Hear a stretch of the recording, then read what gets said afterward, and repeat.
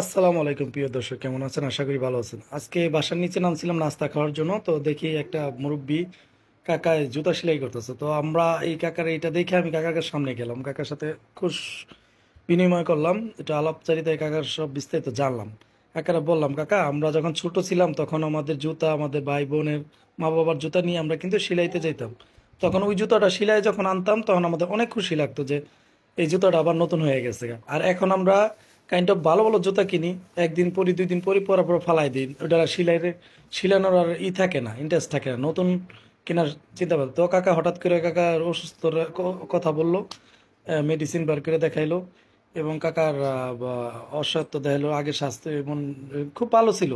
তো কাকা কার্ড দেখাইলো যে আমার যদি কেউ হেল্প করে বাবা একটু করে দিও।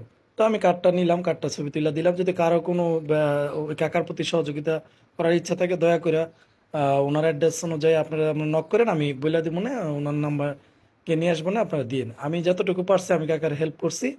কাকা আমার মধ্যে এক অন্য ধর্মের, হিন্দু ধর্মের, তা অনেক খুশি হয়েছে আমার এই কাজ দেখা।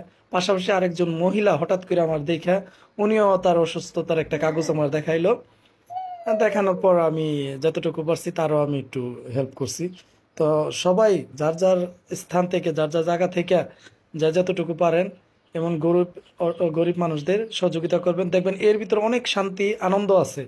ঠিক আছে, আমার কাছে অনেক ভালো লাগে এই ধরনের হেল্প করতে। আর আমি এটা চাই, আমার জন্য আপনারা দোয়া করবেন। আল্লাহ জানে আমার সবসময় এই সুযোগটা দান করে, আমি জানি মানুষের হেল্প করতে পারি। তো দর্শক ভালো থাকবেন, আল্লাহ হাফেজ।